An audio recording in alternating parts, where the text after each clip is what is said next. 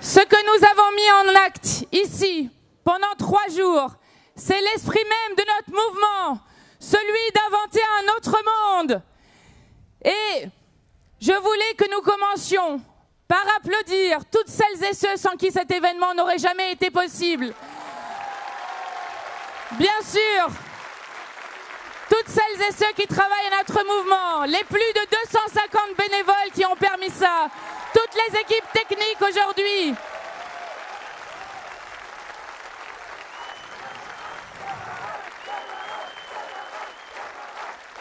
Et vous toutes et tous, évidemment, sans qui rien n'aurait été possible. Chers amis, pendant 4 jours, nous avons fait ici une démonstration de force absolument incroyable. Nous sommes le premier événement politique populaire de cette rentrée. Nous vous l'avons dit, mais je le redis ici. Plus 40% d'inscriptions à nos universités d'été par rapport à l'année dernière.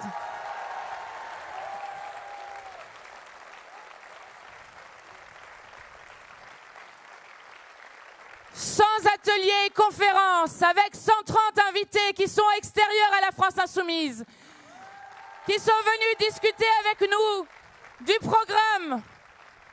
Et dans chacun de ces ateliers, dans chacune de ces conférences, tous les visages de la France qui étaient réunis, les syndicalistes, les associatifs, les soignants, les artistes, les juristes et toutes celles et ceux qui tiennent aujourd'hui la France debout, sont prêts à inventer cet autre monde et qui sont le visage aujourd'hui de la France humaniste que nous incarnons.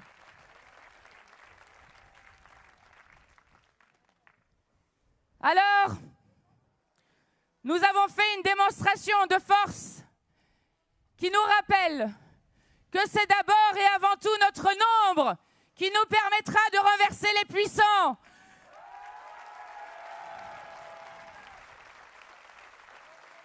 Oui, dans cette campagne présidentielle, évidemment qu'on va la gagner, cette présidentielle.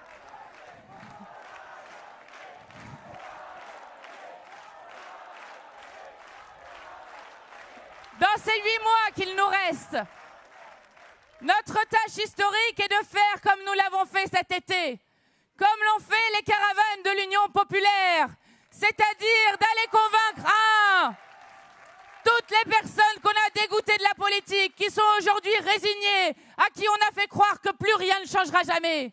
Eh bien oui, notre tâche historique, c'est de ramener un par un des votes pour gagner cette victoire, pour que la vie de toutes et tous change. Parce que oui, notre nombre nous permettra de renverser ces forces.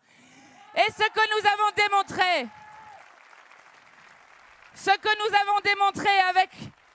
avec ces amphis, c'est que oui, nos idées sont majoritaires dans le peuple de France et qu'avec ces idées majoritaires, nous allons arracher cette victoire.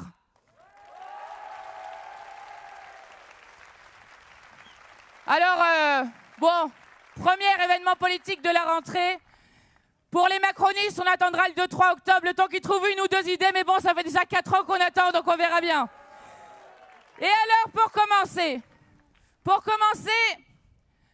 ce meeting de fin des amphis, je voudrais qu'on applaudisse très fort, qu'on fasse une ovation à quelqu'un qui est venu de loin, exprès pour nous voir, qui est venu exprès de la Réunion, la première députée femme de la Réunion, celle qui aujourd'hui a réussi à faire basculer, avec l'aide de nos députés Jean-Hugues Grattenon et Youmous Somarji, qui a réussi à faire basculer une région de plus d'1 million, de près d'1 million d'habitants, celle qui est une figure historique féministe des mouvements populaires de la Réunion.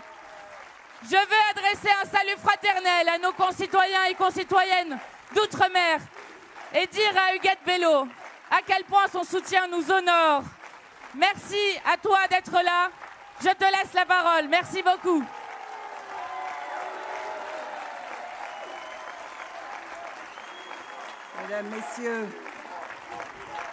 Mesdames, Messieurs, chers amis, chers camarades, frères et sœurs ici rassemblés, cher Jean-Luc, je tiens à te remercier de m'avoir invité en tant que présidente du Parti pour la Réunion de m'exprimer à l'occasion des universités d'été de la France insoumise. Je tiens à exprimer ma gratitude aux membres et militants de la France insoumise de m'accueillir pour cet événement important dans la vie de leur parti, avec une pensée affectueuse pour mes collègues de La Réunion, nos camarades députés Younous Omarjee et Jean-Hugues Rattenon.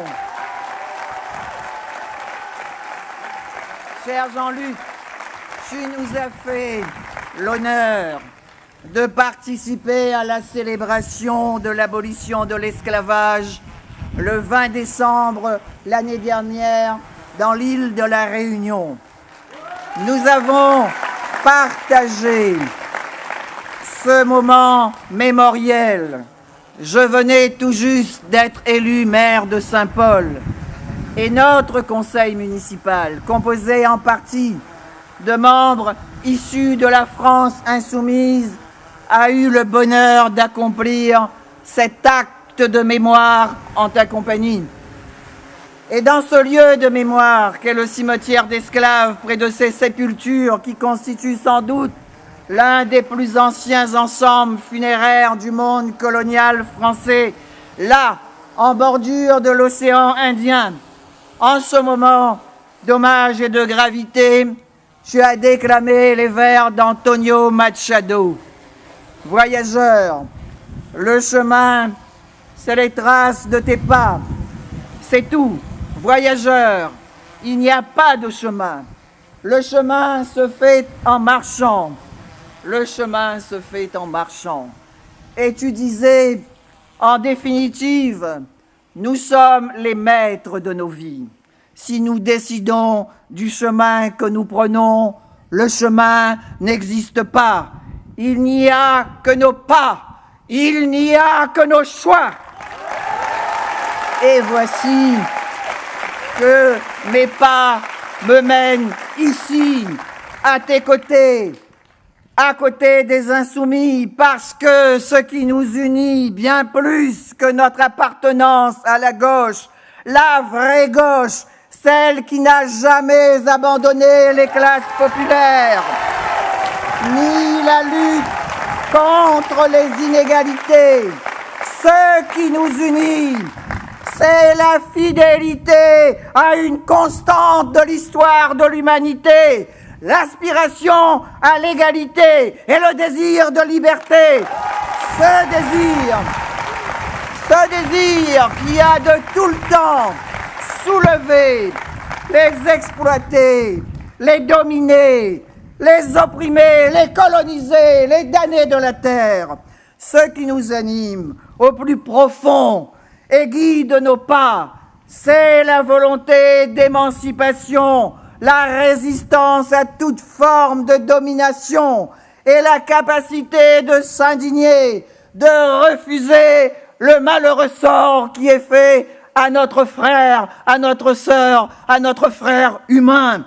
20 années de ce 21e siècle viennent de s'écouler, au cours desquelles l'humanité a subi et continue de subir des crises successives financières, économiques, écologiques, sanitaires qui ont aggravé les inégalités, précarisé des vies, rendant impossible pour de plus en plus d'êtres humains d'avoir une vie digne au quotidien et de se projeter dans l'avenir.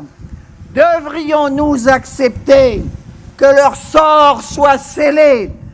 La Réunion a subi tant et tant de régressions ces dernières années. Près de la moitié des Réunionnais vit en dessous du seuil de la pauvreté. Leur sort est-il scellé? Inversé. Cette spirale de l'échec est devenue une exigence qui s'est manifestée de manière spectaculaire dans les urnes lors des élections régionales. Vous le savez, elles ont été l'occasion pour notre île de s'interroger sur son avenir. quel avenir? Quel avenir en commun dans ce contexte marqué par les désordres engendrés par la mondialisation néolibérale, le réchauffement climatique et la crise sanitaire? Quel avenir en commun face aux nombreux défis? Le chômage, le mal-logement, les inégalités, l'illettrisme, la pauvreté, la vie chère, les déséquilibres économiques, l'aménagement du territoire, la politique des déplacements et des transports, la sauvegarde de l'environnement, l'identité culturelle. Depuis 2010, la Réunion ne savait plus où elle allait par manque de vision. Les affaires judiciaires du président de région avaient discrédité la fonction. L'éthique était enfouie 1000 pieds sous terre. Le gaspillage était à la fête. La région Réunion était devenue un bateau-fou.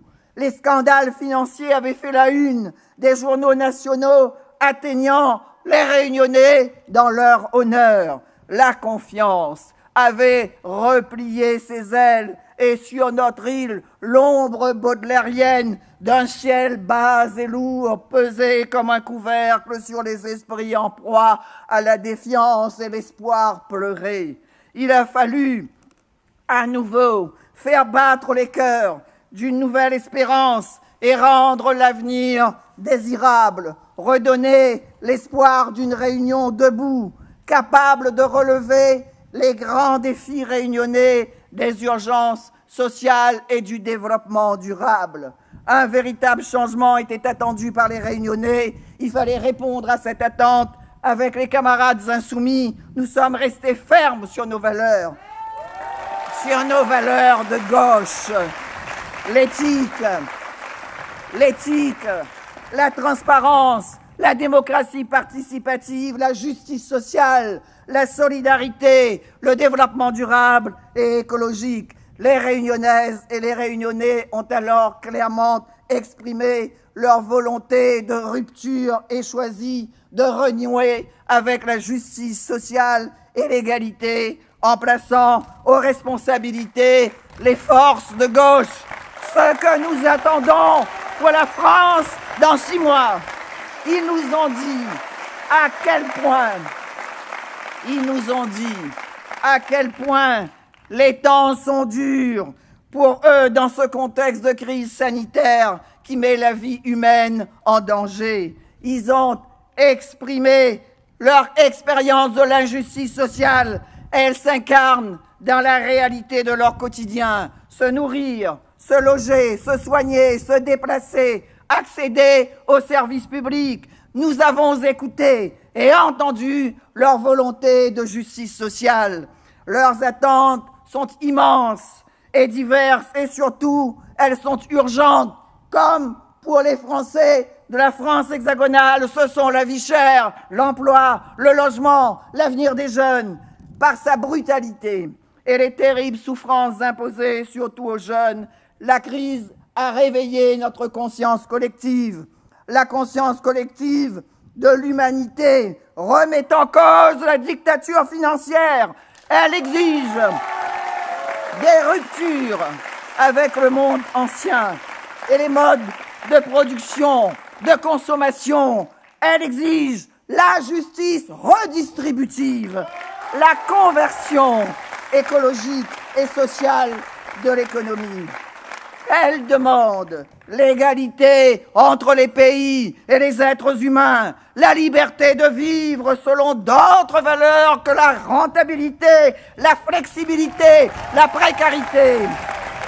Avec cette nouvelle conscience collective s'ouvre une période historique nouvelle et la Réunion, comme la France, nous ne devons pas rater le rendez-vous avec cette page d'histoire que l'humanité est en train d'ouvrir. Nous devons prendre toute notre place dans ces luttes pour écrire l'histoire du XXIe siècle et opérer les transitions indispensables vers une société juste, solidaire, durable, ouverte, trouver les alternatives pour atteindre l'autonomie énergétique, l'autonomie alimentaire, transporter et loger durablement les Français, les Réunionnais vers 2040. Voilà le défi de civilisation offert à l'intelligence des Français, des Réunionnais pour le XXIe siècle. Et pour cela, pour la Réunion en tous les cas, la Réunion doit prendre sa place au cœur de l'océan Indien. Cet océan Indien, devenu lui-même le centre de gravité stratégique mondial du XXIe siècle. Sur les rives de l'océan Indien, au cercle autour de la Réunion, 38 pays riverains, 12 pays enclavés. Sur les bords et dans l'arrière-pays vivent plus de 2 milliards d'habitants, sans compter la Chine. Grâce à la Réunion, la France est le seul grand pays d'Europe territorialement présent dans cette partie du monde. Puissance riveraine de l'océan Indien, elle dispose d'une zone économique exclusive de plus de 3 millions de kilomètres carrés dans l'océan Indien et de puissants relais culturels et linguistiques. Quelles sont aujourd'hui nos ambitions dans ce nouveau centre de gravité stratégique de la planète où s'exercent des luttes d'influence menées par d'autres puissances? La Réunion a un rôle majeur à jouer. Ces bouleversements de l'ordre mondial donnent à la Réunion l'opportunité d'inventer son développement territorialisé et ouvert sur le monde. Vous savez, je suis attentive au moindre souffle de notre île, à son cœur battant, comme Jean-Luc est attentif au souffle de la France, au cœur battant de la France. Nous connaissons les maux qui la rongent, les tracas qui l'empêchent de dormir, mais nous connaissons aussi sa vitalité et son courage, sa capacité de résilience. Nous, les Réunionnaises et Réunionnais, nous avons subi les pires privations de droits et de libertés. Mais nous sommes forts, forts de nos victoires sur l'esclavagisme, sur l'engagisme ou d'autres atteintes à la dignité humaine. Nous avons, comme les Français, traversé 2 guerres mondiales, mangé la misère, mais contribué à vaincre les dominations. Nos longues et courageuses luttes pour l'émancipation, l'égalité, la dignité nous ont unis, nous ont forgés. Les combats que nos ancêtres ont portés nous animent encore aujourd'hui. Nous avons surmonté tant et tant d'épreuves. Notre histoire en est la démonstration. Le poète réunionnais Alain Lorraine l'a écrit dans des vers saisissant ce qui fut la réalité de notre histoire. Mozambique, Saint-Malo, Antandroy, Coromandel, aux enchères ont été mises les patries de l'ancêtre, bâtardise dans le sud, fraude dans le langage, pays abasourdi par ces fureurs venues de l'océan. Notre Palestine commence à chaque acte de mémoire. Pour nous inscrire aujourd'hui dans le mouvement du monde et construire une société plus juste et solidaire, il est essentiel de savoir ce qui fut. L'être réunionnais, la domunité réunionnaise s'est façonnée dans l'oppression et l'arbitraire, mais aussi dans la résistance et la révolte, dans le malheur, mais aussi le salut, le bonheur de l'émancipation, l'exultation de l'égalité arrachée. Nous, les Réunionnaises et Réunionnais d'aujourd'hui, sommes rattachés par le fil rouge de l'insoumission de nos ascendants. Ces combattants de la liberté, dont les vies furent tragiques et glorieuses à la fois. Nous sommes filles et fils de Marron, ces insoumis à l'ordre esclavagiste. Djibitil, Eva, Mafat, Anchin, Rarian, Simandef, Simandef, dont le nom signifie en malgache « celui qui ne courbe pas la tête », nous rappelle que le marronnage est l'illustration d'une vérité universelle. C'est par nos résistances que nous possédons nos vies dans ce monde qui broie les êtres humains. La mémoire des luttes invite chacun de nous, dans l'Hexagone comme à La Réunion, à devenir le Simandef, maître de son destin qui ne courbe pas la tête. Cet acte d'insoumission, fondateur de la société réunionnaise et de son identité que constitue le marronnage, ne peut être dissocié du processus de construction de l'unité réunionnaise à travers la créolisation. On n'aura de cesse de souligner que l'unité réunionnaise s'est accomplie dans le tourment et le malheur, mais aussi la lutte et la révolte, et qu'elle s'est construite au contact des cultures de l'exil et de la rencontre de mondes diffractés qui ont dû composer pour se recomposer.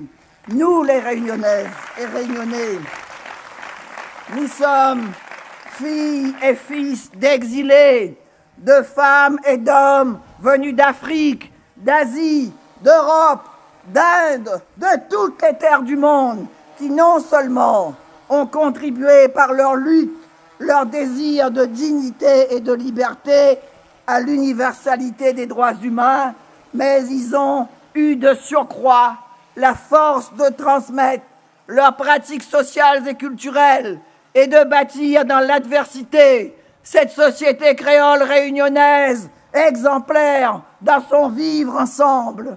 Notre société créole réunionnaise préfigure le monde futur qui s'annonce déjà. L'avenir en commun. L'avenir en commun se construit sur l'espérance d'un monde meilleur et sur une vision, celle d'une nouvelle humanité, d'une nouvelle France qui a les caractéristiques du monde créole, accueillante et inventive, ouverte et partageuse, espace de mixité culturelle où êtres humains, religion, culture se respectent, s'enrichissent de différences pour renforcer l'unité, une société dont la vitalité est nourrie par la diversité. Notre société créole réunionnaise est ancrée dans de solides valeurs humaines héritées de notre histoire. Le courage, l'insoumission, la solidarité, le sens élevé de l'intérêt général et le souci de rassembler dans le respect de l'altérité. Et c'est à la lumière de ces valeurs que nous devons bâtir l'avenir en commun et œuvrer de toutes nos forces pour que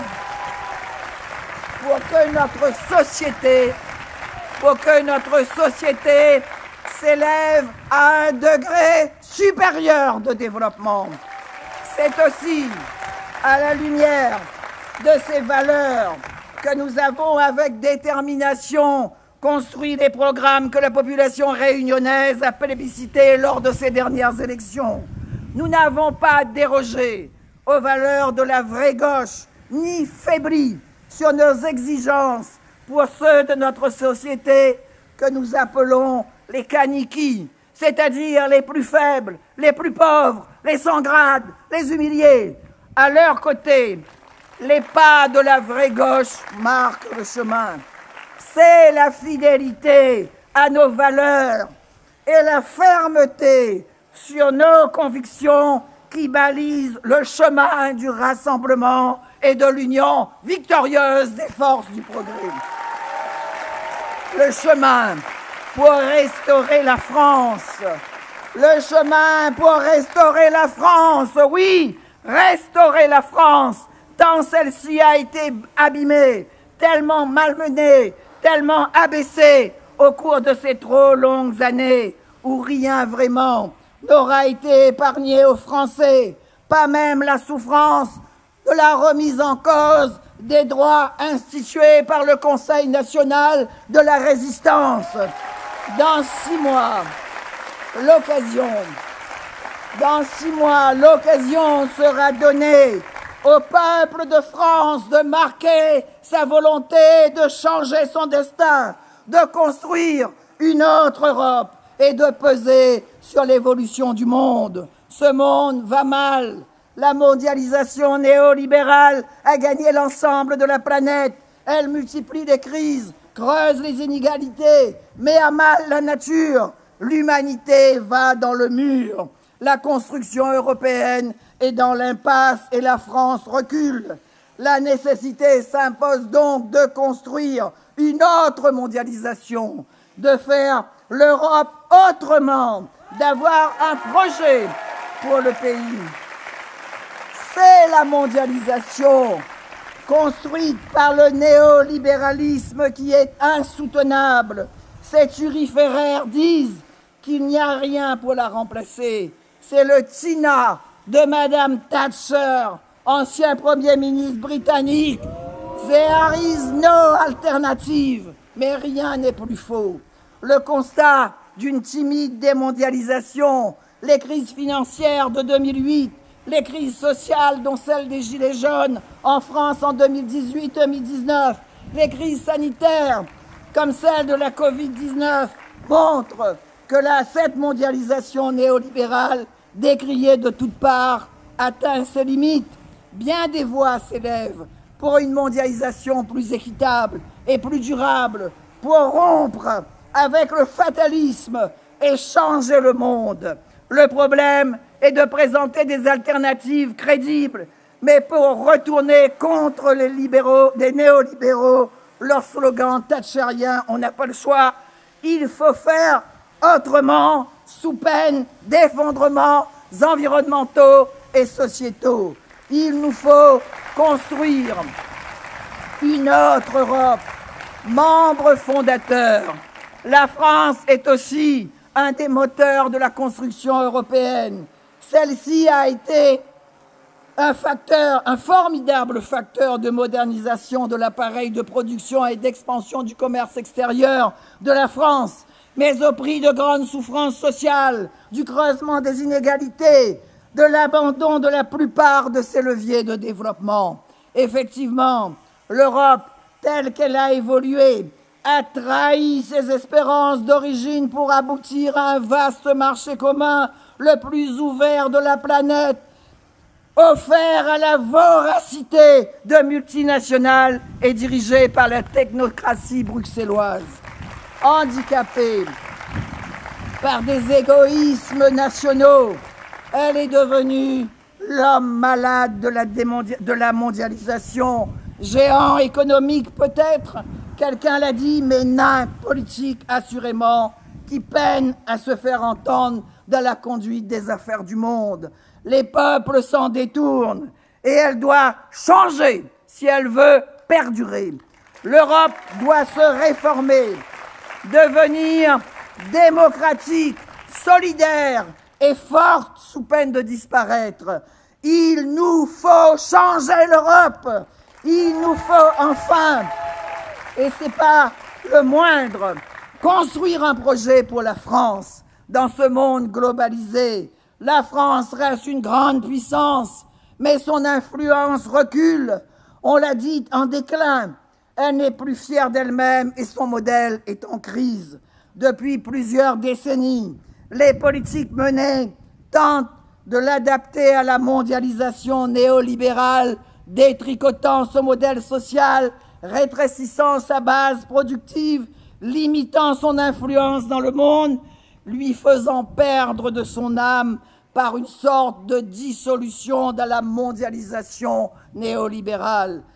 Doit-elle continuer à se livrer en aveugle au destin qui l'entraîne ou au contraire se ressaisir, avoir une vision d'avenir, faire valoir sinon faire prévaloir son point de vue, ses valeurs, ses intérêts en Europe et dans le monde. Rien n'est pire que la résignation ou l'abandon. Cela suppose d'avoir une certaine idée de la France, ce qui ne va plus de soi. La notion et valeur de grandeur de la France semble bien désuète à l'heure d'un mondialisme apatride. Réaffirmons une ambition face au renoncement. La France doit rester ou redevenir une puissance à vocation universaliste, porteuse d'un modèle de société. Pour cela, il faut renouer avec la justice sociale, assurer son redressement productif et rayonner à l'international. Encore faudrait-il avoir les moyens de ses ambitions. La France n'en est pas dépourvue. Ce n'est pas par génération spontanée qu'elle est devenue la 6e ou 7e puissance mondiale. Elle fait partie des pays modernes et développés. Elle présente certes des faiblesses, comme des petites et moyennes entreprises trop peu exportatrices, une certaine désindustrialisation, un déficit persistant de ce commerce extérieur, mais aussi des points forts, comme sa démographie dynamique, les aménités de son cadre de vie, son modèle social, son niveau d'excellence dans certains secteurs. En outre, quand on passe en revue les atouts de la France, on reste dans une vision métrocentrée. Et cette vision conduit à une négation inconsciente de l'outre-mer ou une réduction de notre horizon aux limites de l'Hexagone. Comme l'ont écrit les auteurs du livre intitulé « France sur mer, un empire oublié ». Mes chers amis, les Outre-mer se composent de 12 territoires situés dans les océans Atlantique, Indien, Pacifique et sur un continent, l'Amérique du Sud. À l'image de l'empire de Charles Quint, le soleil ne se couche jamais sur la France et ses Outre-mer.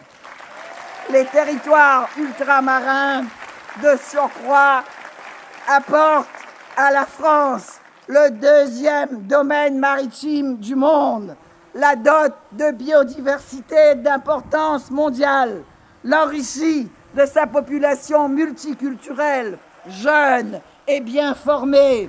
Si la France en a la volonté, il lui donne la possibilité de mener une politique maritime mondiale, de disposer de ressources agricoles, halieutiques et minières importantes et de rayonner dans leur espace géographique. Mais en grande souffrance, les Outre-mer ont aussi besoin de projets de développement adaptés aux spécificités de leur territoire, à l'identité et aux besoins de leur population. On aura compris que nous ne plaidons pas d'abord ici pour les Outre-mer. Chacun d'entre eux devra trouver librement les voies de son développement.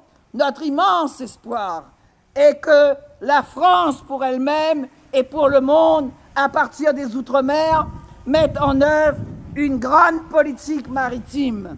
La mer est l'avenir de la terre. Que la France soit à l'avant-garde de la transition énergétique, qu'elle défende la diversité culturelle, sauvegarde la biodiversité mondiale, appréhende au mieux le réchauffement climatique et un rayonnement international grâce à ces terres situées aux portes des Amériques, dans l'océan Indien et dans l'océan Pacifique. L'enjeu n'est pas mesquinement ultramarin, il est essentiellement national, européen et mondial, par son implantation planétaire, par fidélité à elle-même, pour le bien de sa population. La France a la responsabilité de relever ces défis dans tous les domaines concernés. Elle dispose des savoir-faire et des outils il lui faudra prendre des décisions et s'en donner les moyens. Cela est possible si existe la volonté politique. On le voit lors des crises. Ce sont les États, donc les politiques, qui décident en dernier ressort. Ils ont décidé de sauver les banques lors de la crise financière de 2008 ou de mettre l'économie entre parenthèses lors du confinement nécessaire pour la crise de 2020. Des choix forts ont été faits, d'autres peuvent l'être encore. Les chefs d'État français successifs ont eu des paroles fortes, des paroles définitives sur la nécessité d'une grande politique maritime pour la France, sur les potentialités des Outre-mer, sur l'Afrique qui est notre avenir. Mais comme trop souvent, les actes n'ont pas suivi les déclarations. Le constat est souvent fait que la France recule dans le monde sans avoir de stratégie à long terme. Une politique de développement fondée sur les possibilités de la France, sur les atouts des Outre-mer et sur la chance que représentent les pays de langue française doit être une grande cause nationale, comme la constitution de la force de dissuasion nucléaire, comme les réussites aéronautiques, les réussites aérospatiales ou même comme l'engagement européen. Elle doit en conséquence faire l'objet d'une mobilisation de la nation. Dans 6 mois, l'occasion sera donnée au peuple de France, aux Réunionnais, d'ouvrir une nouvelle page de l'histoire de France, une nouvelle page pour restaurer l'éthique, le sens moral, le désintéressement, la justice, l'égalité. En un mot, la vertu de la France, restaurer le contrat de confiance entre le peuple de France qui préside à sa destinée dans l'équité, en rupture avec le passé, restaurer le dialogue de vérité et d'écoute entre le peuple de France et ceux qui gouvernent la France, restaurer la République et les valeurs de liberté, d'égalité, de fraternité, restaurer la démocratie autour des valeurs de solidarité, de justice, de progrès social et écologique. Le chemin à faire est immense pour réparer les dégâts sociaux, les dégâts économiques, les dégâts environnementaux du libéralisme financier et de la crise sanitaire, pour opérer les transitions indispensables vers une société plus juste, plus solidaire, durable et ouverte. Nous y parviendrons avec d'autant plus de détermination et de persévérance que nous rassemblons nos forces, que chacun de nous ait le courage et la volonté de construire solidairement cet autre monde. Mes chers amis, cher Jean-Luc Mélenchon, fidèle à ce qu'est l'île de la Réunion, terre d'insoumission et de résistance, fidèle à tout ce que nous partageons ensemble, fidèle à ce que nous sommes, des femmes et des hommes libres, je prendrai avec mes amis sur l'île de la Réunion toute ma part pour œuvrer au rassemblement des forces populaires et porter haut la candidature de Jean-Luc Mélenchon vers la victoire. Je connais, je sais, Jean-Luc, je connais sa force d'engagement, son courage dans le combat, sa volonté ferme de justice et de solidarité. Mesdames, Messieurs, chers amis, frères et sœurs ici rassemblés, amis insoumis, l'heure de nous-mêmes a sonné. Comme Simon Def, nous ne courbons pas la tête.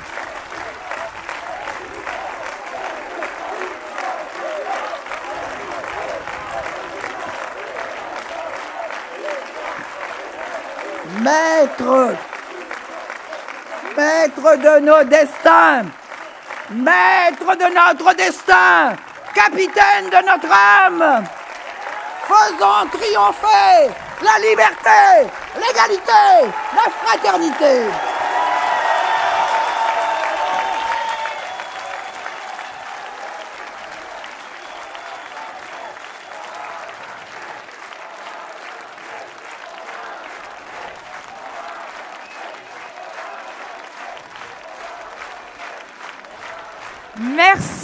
Merci à Huguette Bello pour ce soutien si précieux.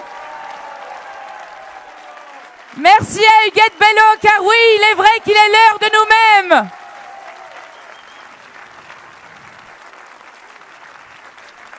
Et ces mots résonnent d'autant plus fort.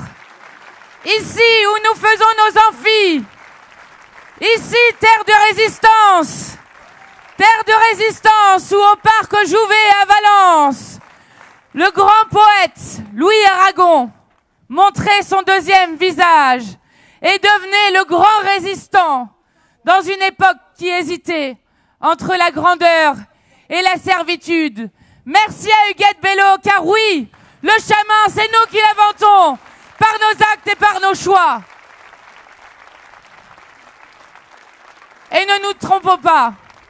Dans 8 mois, c'est un choix historique que doit faire le peuple de France. Car oui, nous n'avons plus le temps. Nous n'avons plus le temps de Macron qui n'est pas un homme du 21e siècle, mais un homme du siècle dernier. Nous n'avons plus le temps lorsque le GIEC indique que déjà, en 2030, nous pourrions déjà atteindre les 1,5 degrés. Lorsqu'à Madagascar, 1 million de personnes souffrent de la famine, qui est la première famine directement liée au changement climatique. Nous n'avons plus le temps lorsque l'Amazonie, pour la première année cette année, rejette plus de carbone qu'elle n'en absorbe, ou que le Gulf Stream est en train de se ralentir comme jamais, et risque même de s'arrêter. Nous n'avons plus le temps de ces recettes archaïques, quand tant de gens dans notre pays souffrent de la pauvreté, quand tant de gens sont exclus de la décision démocratique. Oui, nous sommes prêts à abattre ce système et le roi Macron et son allié de dupe Le Pen. Oui, nous sommes prêts à mettre fin au règne de l'insensibilité, de l'indifférence qu'ils veulent nous imposer coûte que coûte. Oui, nous devons faire le choix de l'humanité, car comme le disait Orwell, finalement, le but poursuivi n'est-il pas de rester vivant, mais bien de rester humain. Voici le choix de l'humanité que nous avons à faire.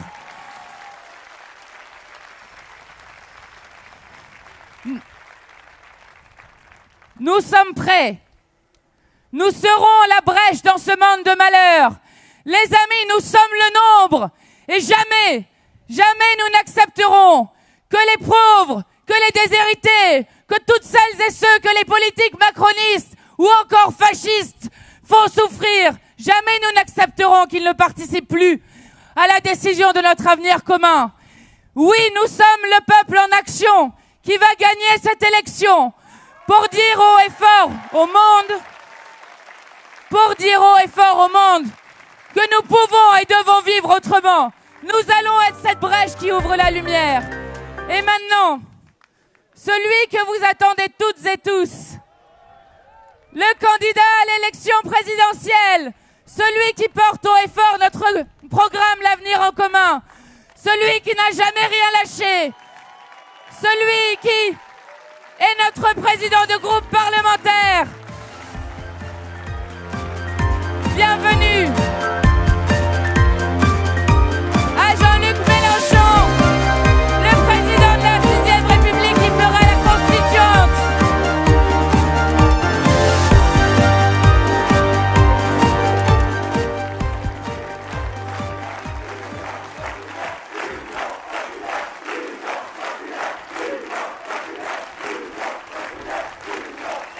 Mesdames, Messieurs, chers amis et, pour beaucoup d'entre vous, chers camarades, vous tous qui, en ce moment, assistez à la diffusion sur 2 chaînes de télévision de mon discours, Je veux dire que je remercie les chaînes qui font cette diffusion et je salue ceux qui nous écoutent, qu'ils soient ou non de notre avis, mais qui manifestent leur citoyenneté en, précisément, venant au-devant de nous et de nos arguments. Mais mes premiers mots ici, et avant tout, puisque nous sommes dans une campagne électorale qui nécessite que le peuple se mette debout et en marche, car c'est lui qui réglera les grands problèmes que la patrie républicaine doit relever, mes premiers mots seront pour les 200 bénévoles qui, au prix de leurs vacances parfois, ont rendu possible cet énorme événement qu'aura été, avec discipline, sérieux, nos amphis de 2021. Ensuite, évidemment, mes mots se tournent, comme vous-même, vers Huguette Bello, pour lui dire, Madame la Présidente de la région réunionnaise, notre affection, nos remerciements, notre gratitude pour l'apport qu'elle nous fait, incarnant Monsieur Zemmour, le meilleur de la créolisation française et de l'héritage du communisme dans la tradition des Français. Huguette Bello n'est pas seulement la haute représentante d'une population qui, à son appel, et comme nous voulons le faire nous-mêmes, alors qu'elle était avec son parti pour la Réunion, alliée aux seuls insoumis, a réussi parce que le peuple l'a voulu et s'est mobilisé davantage à la Réunion que dans n'importe quelle autre région de France, a mis en tête sa liste et elle a pu alors unir au peuple toutes les autres catégories sociales qui pouvaient se rassembler pour dessiner un avenir en commun. Et c'est cette méthode que propose notre stratégie de l'Union populaire. Elle est possible, elle est réaliste, elle fonctionne, la preuve par la Réunion.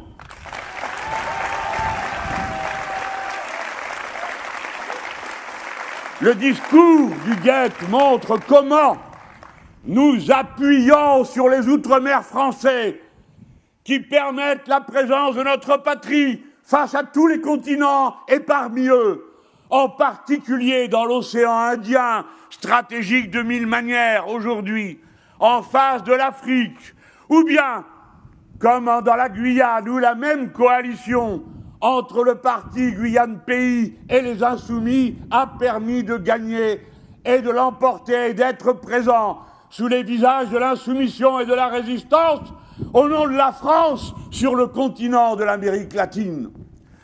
Tout cela est possible parce qu'ils l'ont décidé, parce qu'ils l'ont voulu, parce qu'ils se sont engagés pour changer ce qui semblait être le cours inéluctable de l'histoire. Sachez-le, on ne donnait pas cher de la liste d'Huguette, on ne donnait pas cher de la liste de Gabriel Serville en Guyane, et les deux l'ont emporté. Et peu me chaud aujourd'hui les pronostics nous concernant, parce que je suis habité par la même certitude. Si le peuple français s'en mêle, alors la victoire sera de son côté.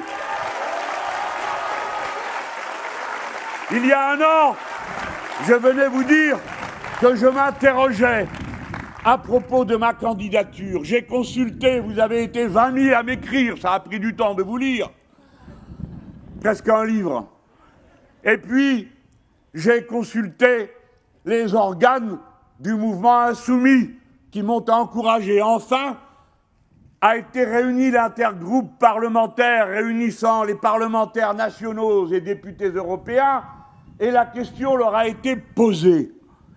Est-ce qu'il y avait une autre candidature au moment où je me disais disponible pour l'assumer? Et la réponse fut qu'il n'y en avait pas et que par conséquent, j'avais feu vert pour m'avancer. Tout aussitôt, à notre appel, nous avons demandé une investiture populaire telle que nous la proposons pour demain dans la Constitution de notre pays. Que 150 000 parrainages puissent investir un candidat à l'élection présidentielle et que ce pouvoir d'investiture ne soit pas réservé seulement à une certaine catégorie d'élus. Ces signatures sont arrivées en quelques jours à notre très grande surprise. Et les 150 000 sont ensuite devenus 250 000 depuis, et la collecte continue des parrainages individuels. Engagez-vous, osez, avancez-vous sur la scène. Vous pouvez, sur Mélenchon 2022, apporter votre parrainage. Affirmez votre conviction, portez haut et fier l'idéal qui vous anime, comme l'ont fait ces 130 000 personnes qui, lorsqu'elles ont été insultées et traitées d'ennemis de la République, ont décidé de faire vivre spontanément une démarche qui disait « Comment moi, infirmière, comment moi, agent des postes et télécommunications, comme on disait, de l'énergie, instituteur, professeur, comment moi, Pierre, Paul, Jacques, Jacqueline, Françoise, vous osez me dire ennemi de la République? Non, je suis un insoumis, je suis une insoumise, je vote insoumis par conviction, parce que je vote pour un programme. Mais, quel que soit notre nombre, la République en marche, lorsque nous avons proposé devant l'Assemblée nationale une loi donnant ce pouvoir de parrainage, a voté contre. C'est M. Macron et ses robots qui ont décidé que vous n'aviez pas le droit, peuple français, d'investir une candidature.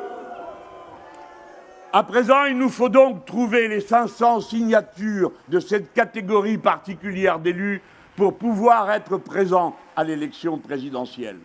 La collecte a commencé, mais je sais très bien quelles sont les forces qui se coalisent pour nous empêcher d'y parvenir. Nous sommes à cette heure avec 240 signatures. C'est à peu près la moitié du chemin, mais la suite doit être faite. Elle est difficile. Ne croyez pas que ce soit réglé. Il vous faudra donc vous mobiliser, tous, avec méthode, avec discipline, comme nous l'avons fait dans le passé déjà, quand nous nous sommes arrachés au néant auquel on nous promettait, pour réunir 7 millions de voix et quasi 20% des Français. Alors oui, je me présente au nom de cet immense collectif humain, des 250 000 personnes qui l'ont voulu, et vous tous, je me présente au nom de la légitimité des 7 millions de personnes qui ont déjà voté une fois pour le programme L'Avenir en commun. Je me présente, non pas tout seul, pour une aventure personnelle, pour une carrière que je n'ai plus à faire à mon âge. Je me présente avec une équipe de 23 parlementaires que vous connaissez désormais, qui sont des héros de vos luttes, avec des syndicalistes, des intellectuels de l'économie, de la science, des arts et de la littérature. Je me présente avec un programme, L'Avenir en commun, dont l'actualisation est en cours d'achèvement à cette heure, et je vous demande de méditer, vous tous, qui nous donnez si souvent des leçons, puisque nous avons un programme, puisqu'il a été produit à mesure que la société elle-même formulait ses revendications, parce qu'il n'est pas le résultat d'une cogitation de quelques technocrates et de quelques communicants, mais le travail des associations, des syndicats à qui nous avons emprunté, les expertises qu'ils avaient formulées du point de vue de leur connaissance, de leur pratique des dossiers qu'ils travaillent. L'Avenir en commun a pu réunir 7 millions de voix parce qu'il était tout ça. Nous l'avons actualisé. Et l'Avenir en commun aujourd'hui, nous sommes prêts à l'appliquer s'il le fallait demain matin, parce qu'avec ces parlementaires, avec ces gens qui nous aident de tous côtés, nous avons de quoi faire un gouvernement et même plusieurs. Mais je vous demande de réfléchir, vous, qui nous faites si souvent la leçon. Comment osez-vous sans rougir, 8 mois avant l'élection présidentielle, dire « Nous allons d'abord casser la vaisselle en famille, nous allons décider qui finira par représenter, et puis nous préparerons un programme. » 8 mois avant l'élection présidentielle, dans un tel contexte, vous n'avez donc pas de programme, et cela ne vous fait pas honte? Eh bien, nous en avons un, et la France peut utiliser la candidature de l'Union populaire pour changer son destin. Je me présente avec une équipe, avec un programme et avec cette stratégie que je viens de nommer, l'Union populaire, c'est-à-dire une stratégie d'union à la base tous azimuts, non pas contre, non pas par détestation, mais pour changer la vie en disant précisément comment, où, pourquoi, avec qui. Il le faut. Cela vous a été dit à l'instant même par Huguette Bello, puis par Mathilde. Il le faut, car jamais dans l'histoire humaine ne s'est présentée une telle conjonction d'événements. Jamais dans l'histoire humaine. Notre génération, nous tous les vivants de cette heure, nous avons un défi que personne avant nous n'a rencontré. Et il faut l'affronter avec sérieux, détermination, bien sûr de l'enthousiasme, mais de la raison et de la volonté d'agir, de changer, de s'engager. Quelle est cette superposition d'événements? D'abord, sous nos yeux, le début du commencement de l'agonie d'un certain ordre mondial que dominaient les États-Unis d'Amérique, qui est embourbé dans une débandade incroyable à Kaboul, qui signe la fin d'un modèle d'intervention militaire tous azimuts pour régler les problèmes politiques. Ils étaient venus sous le prétexte que c'était de là que serait parti l'attentat contre les Twin Towers, abominable meurtre de plus de 3000 personnes frappant les États-Unis d'Amérique et son peuple en son cœur. Horreur abominable, mais en tout cas une chose est sûre, c'est que parmi les 12 personnes qui ont été interpellées, 10 étaient des Saoudiens et que l'intervention en Afghanistan était un prétexte qui intervenait pour donner une leçon au monde, faire une démonstration de force. 20 ans de guerre, 2000 milliards dépensés pour terminer dans la débandade que vous avez sous les yeux et qui doit vous rappeler tous que la guerre n'est jamais une façon de régler les problèmes politiques. Vous devez vous en rappeler. Bien sûr, il y a des circonstances extraordinaires où, en effet, il faut défendre les principes essentiels, les armes à la main, quand la patrie est envahie, ou bien quand un principe aussi fondamental que celui de l'égalité et de la similitude de tous les êtres humains est remis en cause par l'extrême droite, qu'elle vienne en uniforme nazi ou peu importe quel soit son nom. Alors oui, dans ces moments-là, mais tout doit être fait avant. Pourquoi? Parce que si la guerre ne règle rien, la déroute et la défaite, elles changent tout.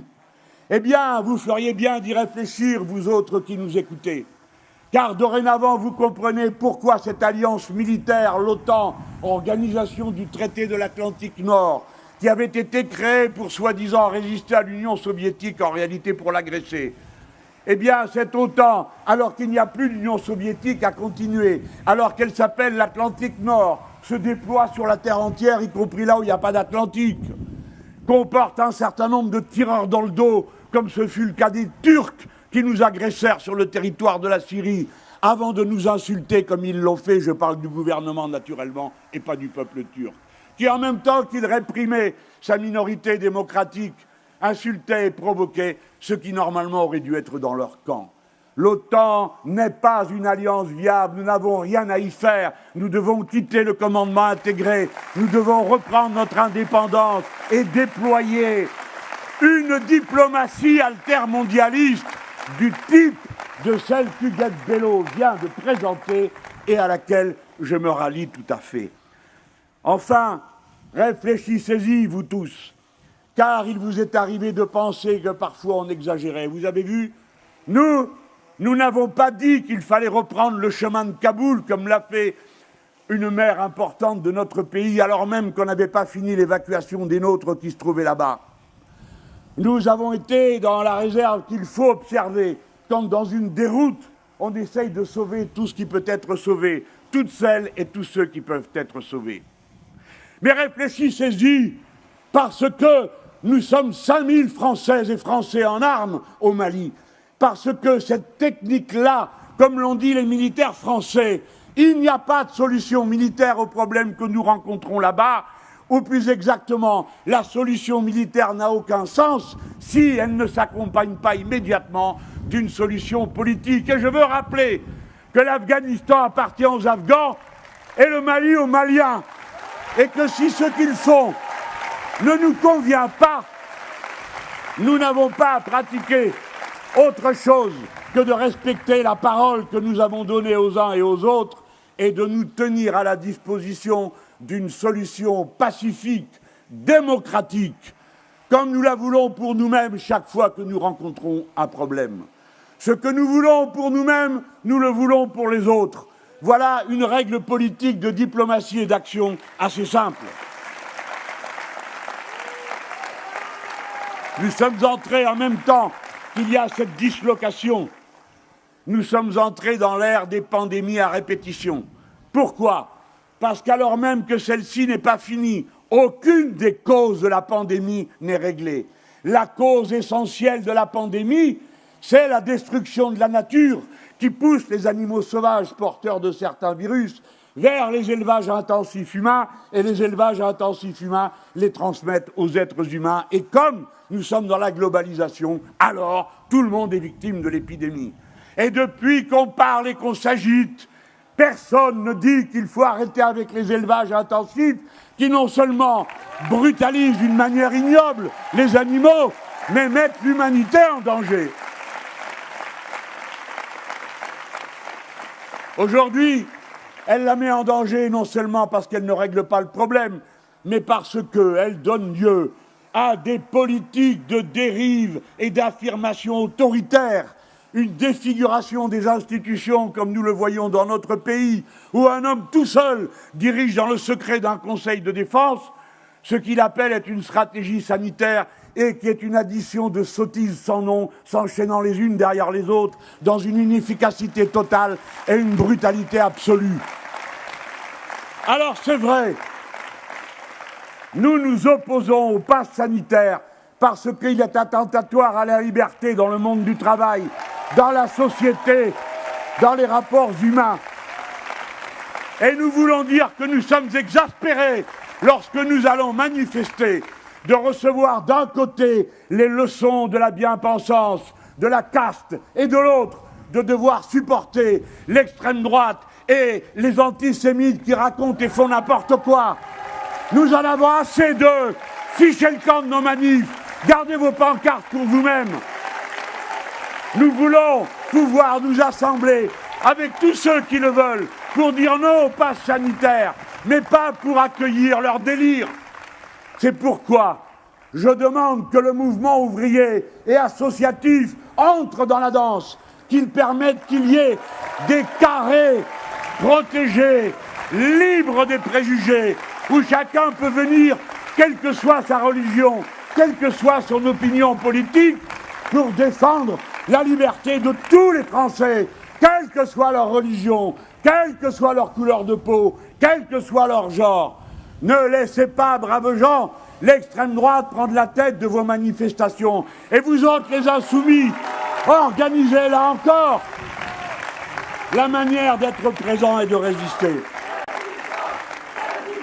Enfin, jamais comme aujourd'hui, l'addition de ces crises que je viens de nommer, géopolitiques, sanitaires, climatiques, puisque le climat, comme je vous l'avais dit il y a un an, au prix d'une formule qui fut jugée à l'époque excessive et qui depuis a été confirmée par le GIEC.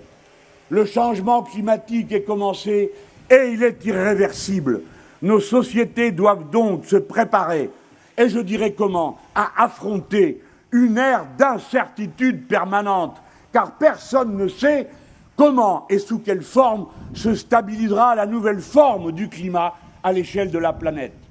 C'est donc le moment où il faut multiplier les moyens de discussion, de raisonnement, de cohésion des sociétés, de solidarité pour être capable de faire face à ce défi que jamais avant nous l'humanité n'a rencontré. Et cette crise climatique, elle intervient sur un monde socialement dévasté par l'accumulation des fortunes d'un côté, le creusement général des inégalités et des violences qui en résultent. Et ce changement climatique va l'aggraver. Savez-vous qu'aujourd'hui, une des questions qui est posée à toutes les économies du monde, c'est que comme ils ont organisé la globalisation qui devait nous tirer de tous les problèmes, comme 90% des marchandises qui s'échangent dans le monde et qui s'échangent obligatoirement, puisque plus personne n'est capable de créer sur place le minimum dont il a besoin, fût-ce les aliments dont il a besoin, du fait de cette globalisation et de la compétition généralisée qu'elle a créée au moins-disant écologique et au moins-disant social. Eh bien, aujourd'hui, il se produit une raréfaction des approvisionnements, tant et si bien que pour La Réunion et pour combien d'autres territoires insulaires, mais pour la France hexagonale aussi, certains biens ne sont plus accessibles. Et certains voient une explosion de leurs coûts, aggravant les misères, aggravant les inégalités sociales. Eh bien, c'est la première fois qu'on voit que ce système est à ce point non seulement incapable, le système capitaliste financiarisé, d'organiser la vie des êtres humains, pas seulement dans des conditions de dignité, mais dans des conditions purement et simplement de survie. Il en est incapable, et il est incapable de se corriger. Parce que même quand tout va mal, il en profite.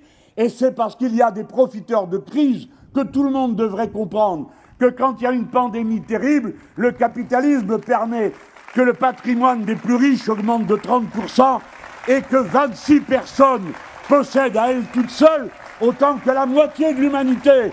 Et cela dans la crise, par la crise. Alors il est temps de passer à l'action.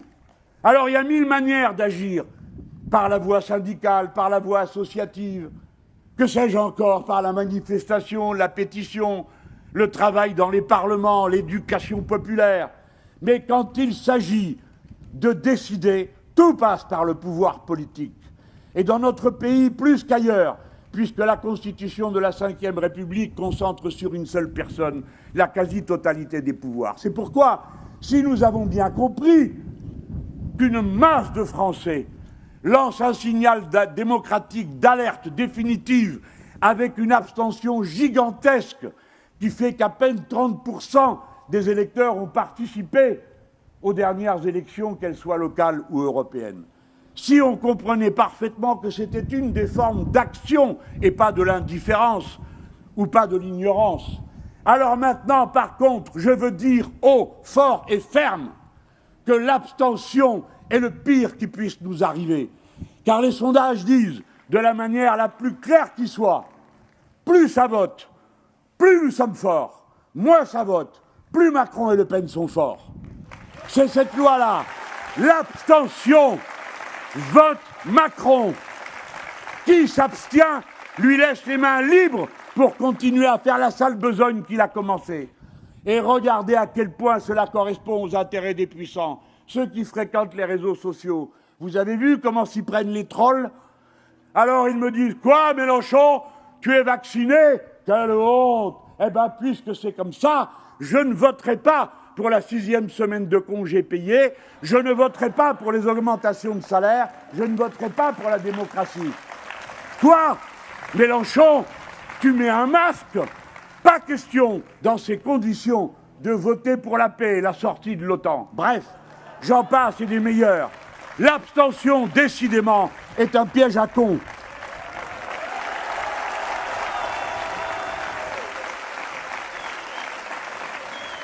Après, plus sérieusement, il y a ceux qui, ayant répété sur tous les tons, puisque nous ne sommes pas unis, si nous ne sommes pas unis, nous avons perdu d'avance. Ben, très bien, vous avez perdu d'avance. Vous, pas nous. Les seuls combats qui sont perdus d'avance, c'est ceux qu'on ne mène pas. La leçon de l'insoumission dans les siècles, partout, c'est celle qu'a rappelé Huguette tout à l'heure. Alors quoi? C'est trop d'efforts que de se bouger? Les esclaves se bougeaient, les esclaves résistaient, étaient assassinés. Et vous autres, vous êtes là à regarder et à dire « Ah, ça ne me convient pas, Mélenchon, il parle trop fort ou pas assez fort, il a un masque, il en a pas. » On m'a dit qu'il était ceci, on a raconté qu'il était cela, ou bien je ne sais plus ce qu'on dit de lui, mais ça me pose un problème parce que je suis un petit bourgeois.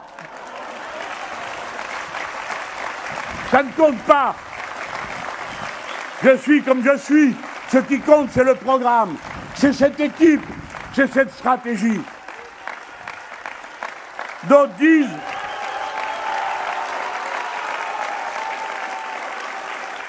Alors, mais monsieur Mélenchon, Bien sûr, vous et vos amis, vous êtes très cultivés, tout ça, on vous conteste pas ça, puis vous êtes plein de bonne volonté. Mais voyez-vous, vous êtes excessifs. Et comprenez-vous, vous allez trop loin. Le peuple, vous savez comme il râle, mais à la fin, il ne veut pas de votre truc. Parce que c'est trop. Comment ça? Nous venons d'apporter la preuve que c'est le contraire. Ce que veut le peuple, c'est exactement ce qu'il y a dans le programme L'Avenir en commun, dans des proportions incroyables. Nous voulons étendre les libertés, nous voulons rendre le pouvoir au peuple. 60% des Français sont partisans de la 6e République, du référendum d'initiative citoyenne, du référendum révocatoire. 8 Français sur 10 sont pour le droit de mourir dans la dignité, liberté fondamentale de l'être humain. 7 Français sur 10, là je suis en train de vous parler des libertés individuelles, sont partisans d'interdire les soi-disant thérapies de soi-disant conversion qui prétendent obliger ceux qui ont une orientation sexuelle différente de les martyriser jusqu'au point où ils accepteraient de faire semblant d'en avoir changé. 7 Français sur 10 sont pour étendre à tous les départements français, inclus l'Alsace-Moselle et la Guyane, les bénéfices de la loi laïque contre le concordat. Pendant que cette bande d'hypocrites qui nous récite de la laïcité tous les jours pour agresser plus confortablement les musulmans, ose nous dire, ose voter contre nous et refuse aux Alsaciens, aux Mosellans et aux Guyanais les bénéfices de l'abolition du concordat et de l'extension de la laïcité. Alors, si vous tenez compte de cela, c'est le contraire qu'a fait Macron. Ces députés ont voté contre notre proposition du droit de mourir dans la dignité présentée à l'Assemblée nationale. Quant à la laïcité, ils ont voté contre. Quant à Madame Le Pen, 16 députés européens du Rassemblement national ont voté contre un texte européen pour condamner les thérapies de conversion. Ils ont voté contre, vous m'entendez? Ils sont pour que ce martyre individuel ait lieu. Quand nous parlons de la bifurcation écologique, pas de la gentille transition où, vous savez, on demande à chacun de ne pas jeter ses papiers avec les autres. Bien sûr qu'il faut le faire, bien sûr qu'il faut trier. Mais la solution, vous le savez aussi bien que moi, ne viendra pas des comportements, même s'ils sont absolument indispensables, parce qu'il faut convertir les mentalités des comportements individuels. Le cœur de l'agonie de l'écosystème, ce n'est pas vous, c'est vous par vos comportements obligés, vous n'avez pas le choix. Mais c'est le système capitaliste financiarisé, qui pousse à des consommations aberrantes, qui fabrique des besoins qui n'existent pas, et qui, pour les satisfaire, pille et saccage la planète et les êtres humains. 8 Français sur 10 sont partisans de la règle verte, c'est-à-dire de ne pas prendre davantage à la nature que ce qu'elle peut reconstituer. 9 Français sur 10 sont pour interdire les glyphosates. Pas dans 100 ans, maintenant. 7 Français sur 10 sont partisans de passer à 100% d'énergie renouvelable. Et c'est réaliste, parce qu'on sait le faire, parce qu'il s'agit de s'organiser pour le faire. Alors, si vous vous abstenez, eh bien, vous permettez à M. Macron de continuer sa sale besogne, lui qui a autorisé, après avoir promis le contraire, la continuité de l'usage du glyphosate. Lui qui continue à promouvoir le nucléaire, et il n'est pas le seul, hélas, alors que nous savons tous quel danger nous courons lorsque le nucléaire se dérègle, parce qu'évidemment, jusqu'au jour où il ne se dérègle pas, il ne fait que, je mets des grosses guillemets, produire des déchets dont personne ne sait quoi faire, qui sont dangereux, radioactifs pour 10 000 ou 20 000 ans, ce qui veut dire que les irresponsables qui les fabriquent ne sont pas ensuite responsables de ce qu'ils deviennent. Eh bien, quand la montée des eaux est là, il n'y a pas besoin d'être un immense ingénieur pour comprendre que la centrale nucléaire de Blaye, qui est dans l'estuaire de la Gironde, est directement concernée par cette montée des eaux. Et il suffit de regarder les cartes. Voilà à quoi vous donnerez la permission de continuer si vous vous abstenez. Et si vous votez pour Madame Le Pen ou que vous la laissez faire, comprenez bien ce que vous êtes en train de faire. Eux, ils votent pour la continuité des glyphosates. Ils l'ont fait au Parlement européen, ils l'ont fait au Parlement français. Elle a voté contre l'interdiction des néonicotinoïdes qui, comme vous le savez, font périr des insectes décisifs dans la reproduction de l'écosystème. Voilà qui ils sont. Alors, je continue. Partager les richesses, puisque c'est l'inégalité qui détruit les sociétés et les empêche d'être solidaires. 9 Français sur 10 sont pour des retraites au niveau du SMIC. 8 Français sur 10 sont pour augmenter le SMIC. Ça veut dire que ceux qui sont contre sont 2. Que ceux qui sont contre les retraites au minimum du SMIC, il n'y en a qu'un sur 10. Et quand on parle de la retraite à 60 ans, sur 10, il n'y en a que 3 qui sont contre. Ce qui veut dire que tout ce que nous proposons, y compris lorsque nous proposons de réduire le temps de travail, eh bien, il y a 7 Français sur 10 pour dire qu'ils sont d'accord. 3 seulement qui disent qu'il faut travailler plus longtemps. Ça doit sans doute être justement ceux qui ne bossent pas et font travailler les autres. 6 Français sur 10 sont là pour abolir la loi El Khomri et les ordonnances Macron sur le Code du travail. Alors, si vous vous abstenez, c'est aux 4 autres que vous donnez raison. Si vous vous abstenez, vous donnez raison à une minorité socialement égoïste, philosophiquement irresponsable, et enfin, pour finir, à une minorité qui n'a aucun souci du destin du genre humain et de la communauté des êtres humains, qui, quelle que soit leur nationalité, quelle que soit leur religion ou leur genre, sont semblables par leurs besoins, par leurs nécessités élémentaires, qui, si elles ne sont pas satisfaites, ne produisent que du désordre, du chaos, de la lutte, de la souffrance et de la violence. Voilà, oui, il y a une majorité pour nos idées. Elle existe. Il faut la rassembler.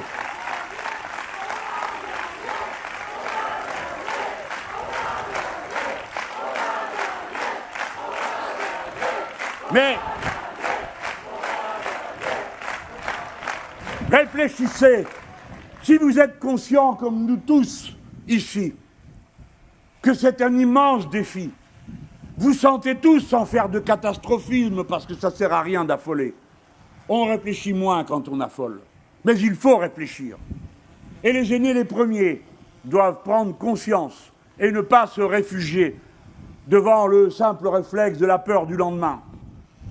Il faut penser aux enfants, aux petits-enfants, aux générations qui ont le droit de jouir de la beauté splendide de l'existence, elles aussi. Et alors, je leur dis que c'est le moment de comprendre qu'il faut unir la société.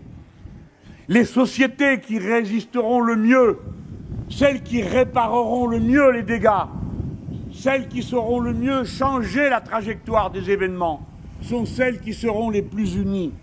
C'est une règle fondamentale. On dit avec un grand mot anthropologique, quand ça va mal, quand il y a une crise en général, les gens se serrent les coudes.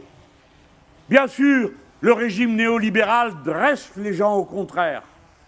Au lieu de se serrer les coudes, il les dresse à se jalouser, à regarder dans l'assiette du voisin plutôt que dans la sienne, à s'agresser, à se diviser sur 1001 prétextes, parce que, après avoir fracturé la société, pulvérisé les relations sociales, il faut qu'il obtienne le consentement du grand nombre en l'empêchant de devenir un acteur. Et c'est pourquoi il multiplie les incitations à des débats ineptes dans lesquels il n'y a pas d'issue, comme par exemple de s'affronter entre vax et anti-vax, ou je ne sais quoi, qui fait qu'on ne peut même plus se parler, ou bien de s'affronter pour des raisons de religion, en diabolisant, et nous ne l'accepterons jamais, et quoi qu'il en coûte, nous l'assumerons.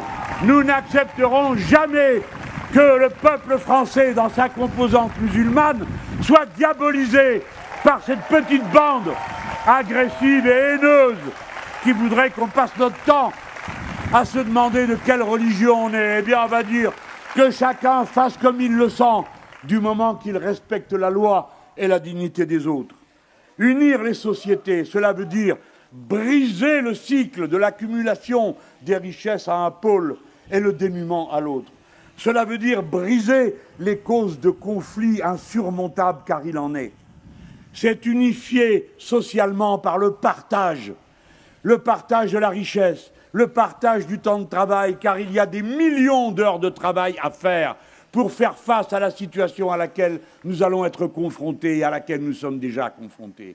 Il faut donc partager le travail pour qu'on puisse tous l'assumer, et pas seulement, mais aussi pour qu'il y ait du temps libre qui vous permette d'être des citoyennes et des citoyens, d'être des artistes, de vous humaniser davantage. Non, toute la vie n'est pas résumée par le travail. Le travail salarié, bien sûr, je veux dire. Il y a aussi ce travail libre. Unir la société par la laïcité et le refus absolu de la diabolisation d'une religion, quelle qu'elle soit, je m'empresse de le préciser. Non, l'ennemi, ce n'est pas le musulman, c'est le financier. Enfin, unir la société. Parce que oui, ne nous le cachons pas, et un socialiste l'a bien repéré comme un moyen de créer des divisions supplémentaires. Si vous voulez changer autant les choses, si vous voulez les changer aussi profondément, braves gens, si vous voulez faire la bifurcation, si vous voulez changer tant de choses, alors, soit vous le faites par la brutalité, comme le fait actuellement M. Macron, soit vous le faites en brutalisant la démocratie, parce qu'il faut faire vite, ou bien vous faites le pari inverse, et c'est celui que fait l'Union populaire. Le pari inverse, c'est celui de la démocratie, qui consiste à dire, plus les gens peuvent s'impliquer, plus ils prendront des décisions qu'ils seront ensuite les premiers à mettre en œuvre et en application. Le peuple français a besoin de démocratie. Le peuple français a besoin de cette respiration. Le peuple français en a assez d'être traité comme une bande de gamins à qui on fait la leçon et qui, quand ils ne la respectent pas, on le matraque, on les borgne, on le mutile, on l'emprisonne. Il y en a marre de cette évolution autoritaire du régime et c'est le moment de l'arrêter. Assez de phrases, plus d'action, assez de détestation, plus de solutions, plus de votes positifs, plus d'enthousiasme, plus de mobilisation de la société. C'est ça le projet fondamental de l'Union populaire auquel les insoumis se mettent à travailler et au service de cette cause. Alors, je l'ai dit, unir et ensuite planifier.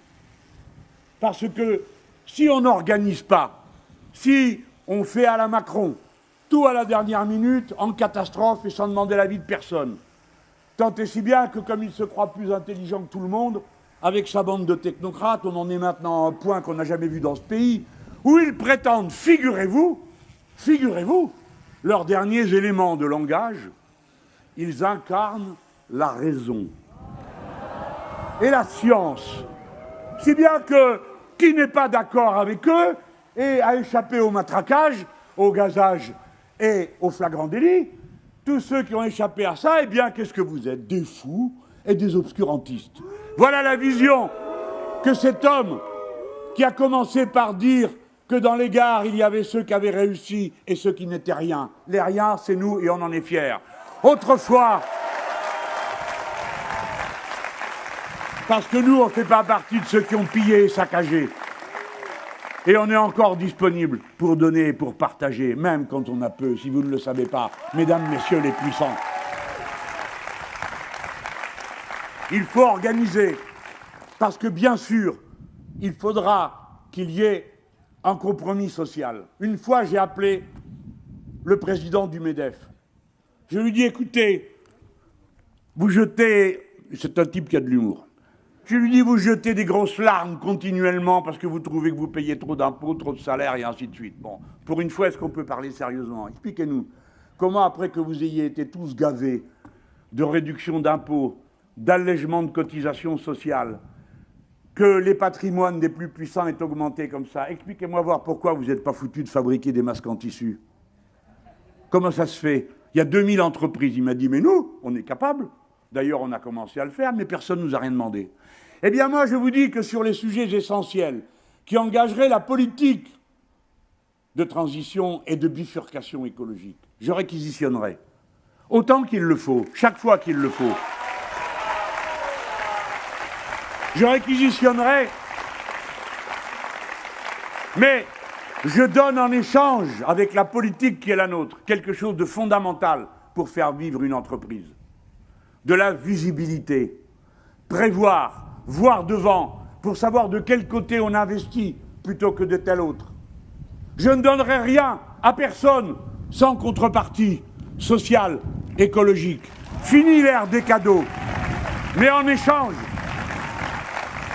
et parce que c'est la logique de ce que nous entreprenons, nous relocaliserons les productions et nous pratiquerons un protectionnisme solidaire qui empêchera que le grand chambardement mondial, le grand déménagement permanent, le tohu-bohu du libéralisme viennent écraser les productions que nous sommes capables de faire parce qu'on les fait à l'autre bout du monde en saccageant la nature et en exténuant les êtres humains. Voilà les termes de l'échange, de la visibilité, de la protection, et en échange, nous voulons les productions dont nous avons besoin, ce qui veut dire que la société doit être gouvernée, non pas par des offres de marchandises invraisemblables et la fabrication par des communicants de besoins qu'on ne ressent pas. La société doit être gouvernée à partir des besoins essentiels, identifiés comme socialement, écologiquement utiles. La société des besoins, le gouvernement des besoins. Voilà, je crois avoir déjà démontré beaucoup de choses. Eh bien, comment s'y prendre? Alors, nous, on est en campagne depuis novembre dernier. On a, avec patience, attendu que se termine l'inévitable danse du ventre de la gauche traditionnelle, chacun jurant qu'il ferait l'unité et bien décidé à ne pas la pratiquer. Nous avons attendu patiemment, mais sans résultat, que la droite veuille bien se mettre en ordre pour nous dire ce qu'elle compte faire, à part faire du Macron, parce que ça, c'est déjà fait. Nous avons attendu de voir si par hasard quelqu'un proposait un programme. Tous ceux qui en ont proposé un, nous avons organisé, comme vous le savez, un comparateur de programmes. Donc même s'ils ne veulent pas discuter, vous pouvez quand même comparer. C'est sur le site. On a fait ça sérieusement. On a commencé des mobilisations pour construire une conscience populaire sur des sujets qui ne l'étaient pas forcément. Par exemple, en montrant l'importance de la question de l'eau et de la justesse du pronostic de René Dumont en 1974, lorsque, d'une manière que nous n'avons pas comprise sur le moment, il avait levé un verre d'eau en disant « Bientôt ceci sera plus rare que du pétrole ». Il y a très peu d'eau potable dans le monde. Le cycle de l'eau est bouleversé comme il ne l'a jamais été. Eh bien oui, nous avons commencé une campagne pour expliquer et pour donner des solutions et pour montrer comment.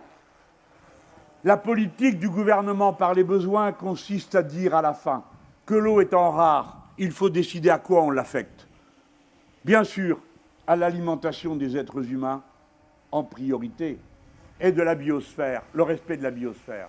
Et ça veut dire que certains usages sont des mésusages, que nous ne croyons pas utile d'en utiliser de telles quantités pour produire un maïs que nous ne mangeons pas et qui sert à alimenter des pauvres bêtes à l'autre bout du monde dans des élevages collectifs où elles sont martyrisées. Nous avons commencé avec sérieux à expliquer pourquoi, entre un universalisme abstrait et donc par conséquent brutalisant les différences qui existent, culturelles dans l'humanité et qui sont nécessaires, réfléchissez-y. J'ai vécu toute ma vie comme un homme de cette famille politique des Lumières pour l'universalisme. Et à cette heure, je suis un universaliste encore. Sans négociation, mais je pars de la réalité. Il n'y a pas de vie possible sans la diversité. Il n'y a pas de culture possible sans l'altérité. Si vous n'avez pas quelqu'un de différent pour parler avec vous, s'il ne dit pas des choses différentes et des fois dans une langue différente, parlez avec les murs. Parce qu'ils vous renverront l'écho et c'est tout ce que vous aurez. La diversité culturelle est l'aliment même du processus d'humanisation. Oui, d'humanisation. Les êtres humains migrent depuis toujours. Depuis toujours. Ils se déplacent, ils avancent jusqu'à la limite de ce qu'ils peuvent faire. Alors c'est la mer.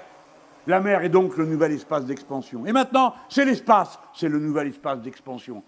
À chaque fois, nous autres Français, dans la logique politique du programme de l'Union populaire, nous dirons là où il n'y a pas de droit établi, là où il n'y a pas de juridiction, nous les Français, nous proposons qu'il y en ait. Parce que nous savons, dès maintenant, que c'est par la France que les propositions peuvent se faire. Autrement dit, que ceux qui nous disent matin, midi et soir, on n'y peut rien parce que c'est trop grand, ou il n'y a qu'à demander à l'Europe, mais demandez ce que vous voulez à l'Europe, ça ne sert à rien, ne s'intéresse qu'à une chose, la concurrence libre et non faussée, et vous faire les poches de tous vos services publics. C'est tout ce qui l'intéresse. Elle a été incapable de proposer simplement un protocole de confinement et de déconfinement. Et quand il y avait des confinements, ce sont les règles européennes qui ont permis un désordre incroyable, les uns empruntant de la main-d'œuvre aux autres sans se soucier de savoir s'ils étaient en confinement ou pas. Alors, nous, qu'est-ce qu'on fera? Pas la pagaille. On dira simplement, vous faites comme vous voulez. Mais nous aussi, on fait comme on veut. Et donc, nous entrerons dans le débat, non pas à partir de visions idéologiques abstraites, mais à partir de choses fort simples. Si les Français votent pour le programme L'Avenir en commun, c'est le programme L'Avenir en commun qui s'appliquera, quoi qu'en dise qui que ce soit. Mais pour autant, nous ne renoncerons pas à notre part de responsabilité dans ce que nous avons appelé le peuple humain. Dans le peuple humain, nous assumerons notre devoir, nous proposerons.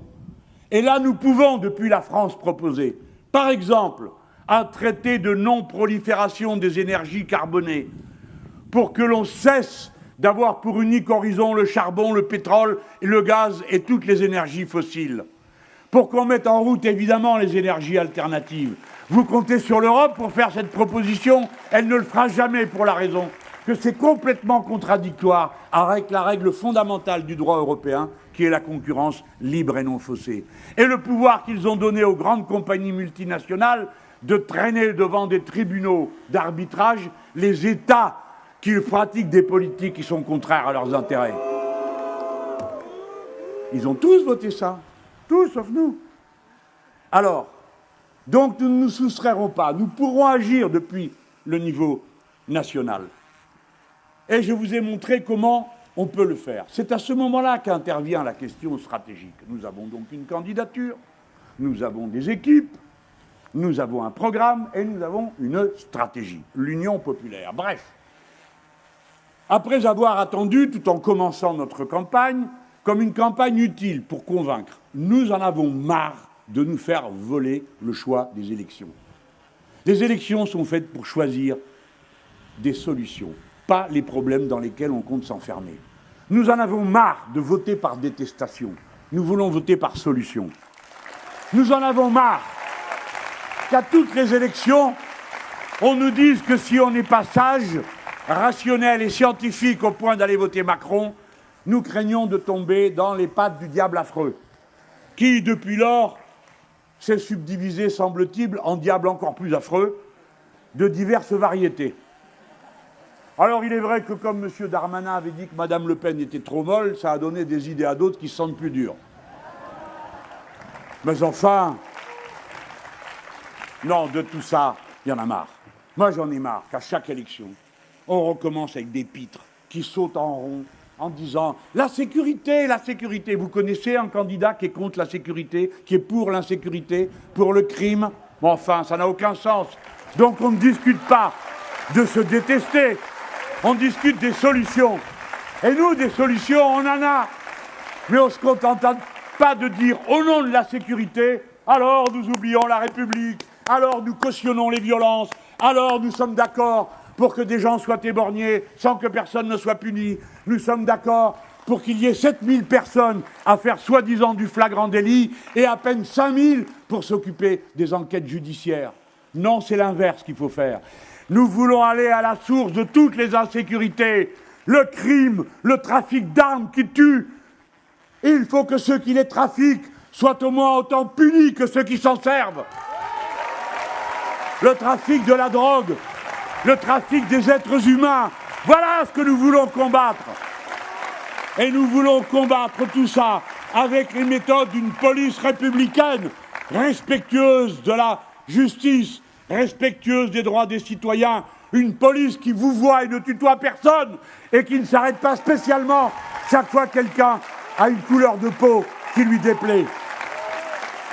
Demandez à cet homme, Younous Omarjee, président de la Commission des régions au Parlement européen, cet homme qui est responsable devant plus de 400 millions de personnes de l'utilisation de 395 milliards d'euros, quand il monte dans le train et qu'il y a un contrôle de police, comment se fait-il que c'est à lui qu'on va demander les papiers et pas à son voisin? Il y en a assez. Il y en a assez de ces humiliations quotidiennes. Je veux une garde républicaine reposant en partie sur la conscription, c'est-à-dire que les citoyens et les citoyennes eux-mêmes sont capables d'assurer la garantie de la sécurité publique encadrée par des professionnels. Nous voulons une police judiciaire en nombre suffisant qui s'occupe de pourchasser ces crimes et non pas une gesticulation, une bataille pour faire des bâtons et des chiffres pour constater quoi? Qu'on a élucidé davantage de questions que dans le passé, pour la raison qu'il y a eu davantage de délits d'outrage de constater, ce qui n'est pas le plus dur, puisque c'est celui qui le subit qui le constate. Il y en a assez de ces faux débats. Le débat sur qui est écolo, figurez-vous que tout le monde est écolo.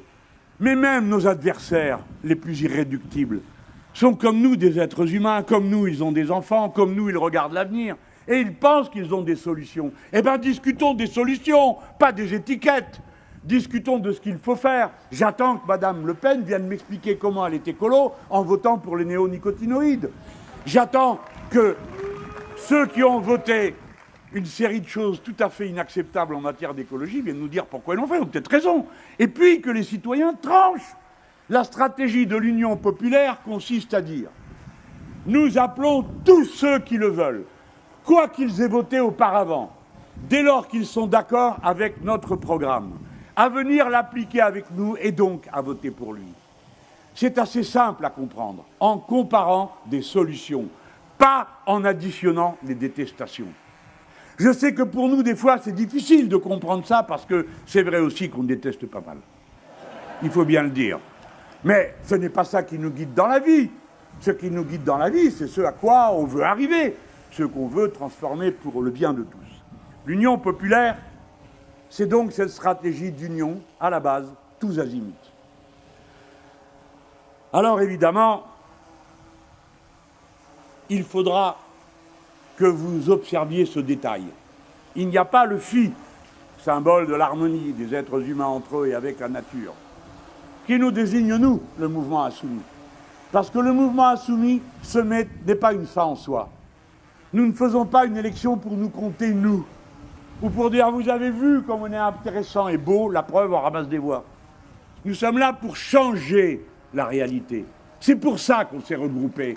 Et c'est pour ça qu'on fait l'Union populaire, où tout le monde est appelé à venir. La preuve, c'est que nous ferons un parlement représentatif de l'Union populaire, avec les femmes et les hommes venus du monde de la lutte salariale, venus du monde des intellectuels, venus de tous les horizons de l'activité dans notre pays, incluant les arts et les lettres qui sont centrales. Je vous ai dit tout à l'heure. Oui, nous voyons loin.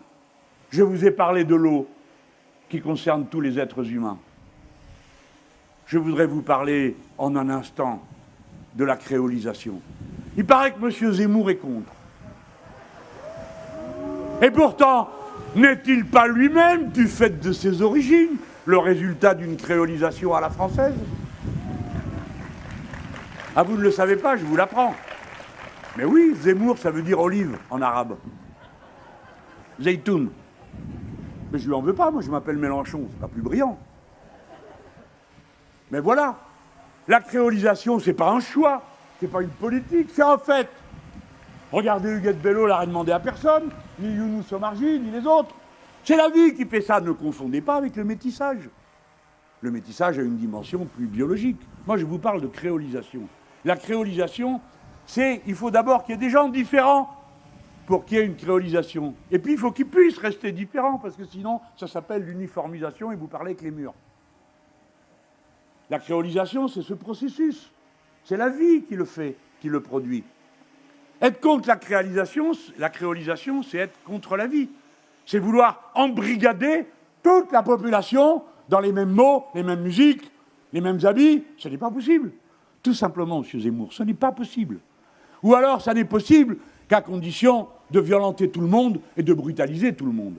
Mais nous, ce n'est pas notre choix. Alors, je suis allé proposer une forme de créolisation, celle qui part de l'usage de la langue commune que nous avons dans 29 pays, qui est la langue que l'on dit française, mais qui en réalité, étant la propriété de 29 nations, étant appropriée par des peuples innombrables et qui seront de plus en plus nombreux, qui apporteront en Afrique, notamment dans le Maghreb, la pulsation de la vie et du goût de vivre, qui fait que la langue sert à faire de la poésie, de la musique et de tout ce qui concerne la vie humaine.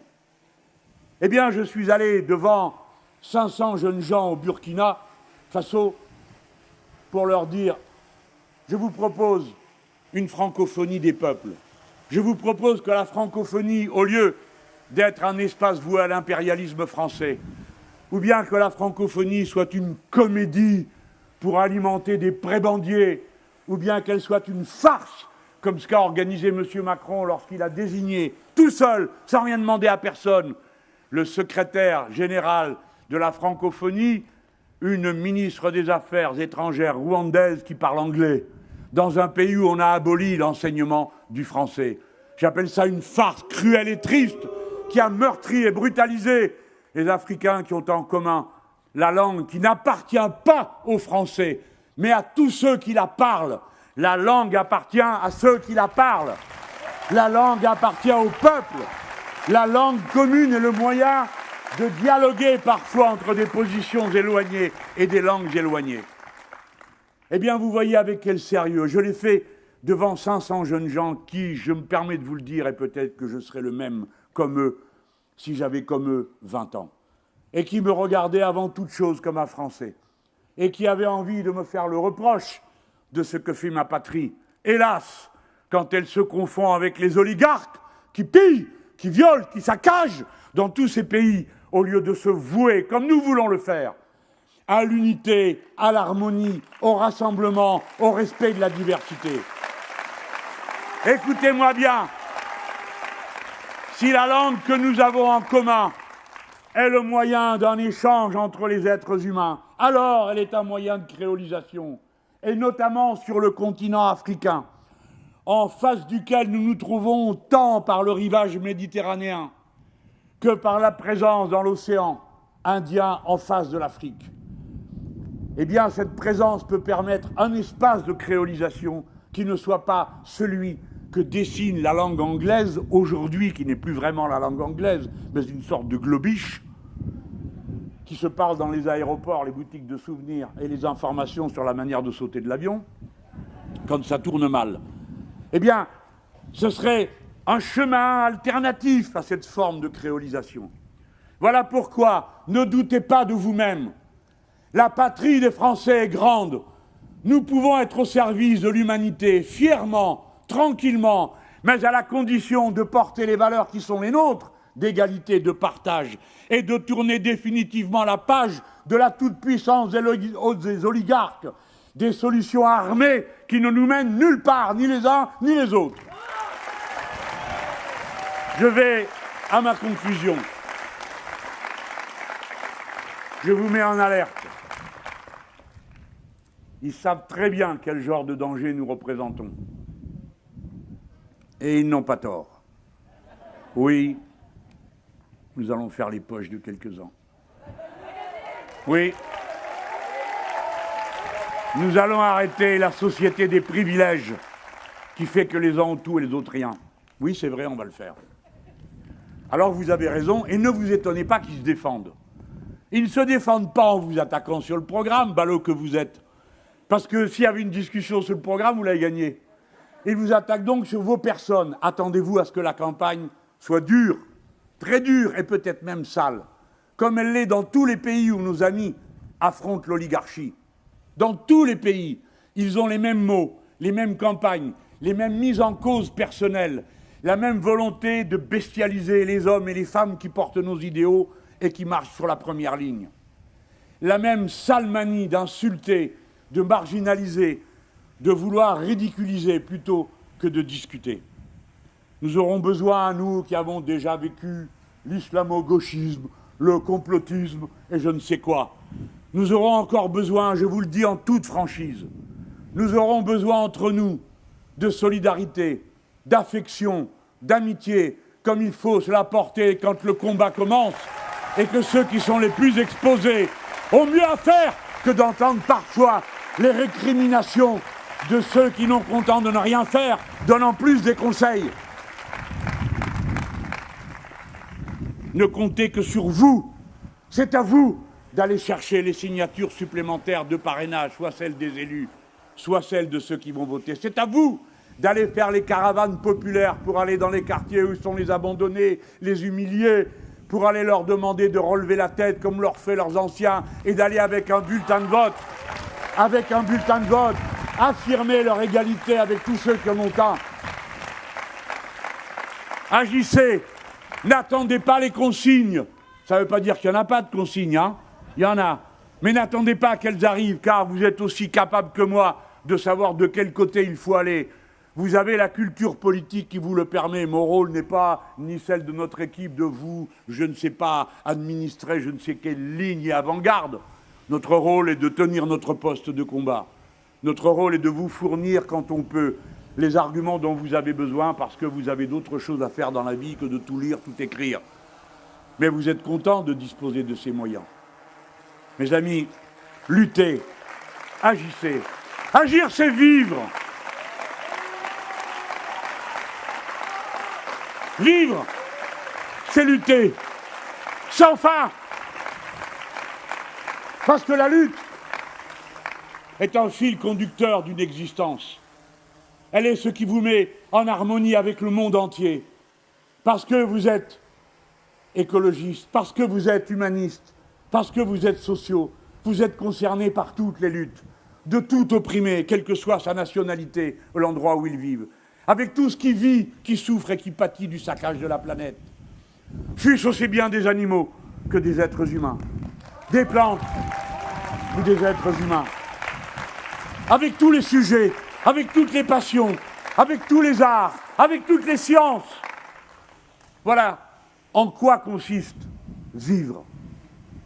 En quoi consiste lutter pour vivre.